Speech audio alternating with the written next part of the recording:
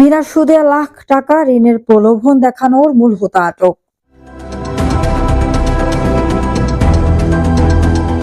বিনা সুদে 1 লাখ টাকা ঋণের প্রলোভন দেওয়া অহিংস গণঅভ্যুত্থান বাংলাদেশের আহ্বায়ক আবু মুস্তফা আমিনকে আটক করেছে পুলিশ।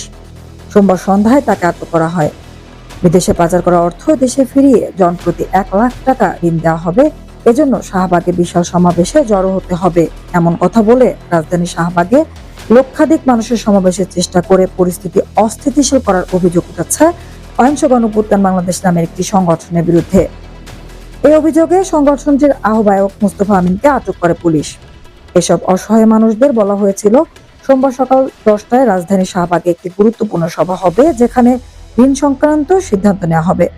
মূলত ঢাকায় একটি সমাবেশ করার উদ্দেশ্যেই এরকম প্রলোভন দেওয়া হয় বলে জানা গেছে। সভায় আসা ব্যক্তিদের সঙ্গে কথা বলে জানা গেছে, মুস্তফা আমিন নামে এক ব্যক্তির মিটিং আছে সকাল 10টায়।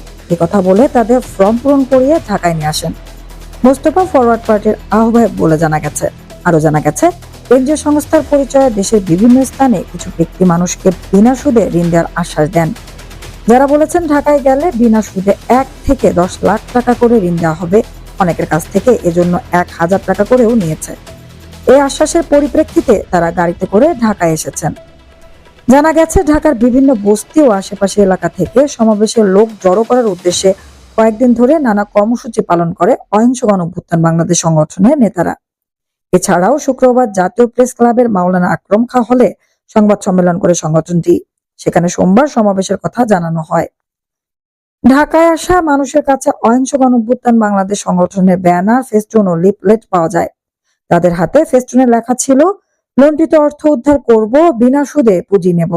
জানা গেছে, বিনা সুদে ঋণ দেওয়ার নামে ঢাকায় সমাবেশের লোকজন জড়ো করার নেপথ্যে কাজ করেছেন ফরওয়ার্ড পার্টির আহ্বায়ক ও অহিংস আন্দোলন বাংলাদেশের প্রধান সংগঠক আবু মুস্তফা আমিন ও সদস্য সচিব Mohammad Mahbubul Alam Chowdhury. Desk report, BD 10 news, Dhaka.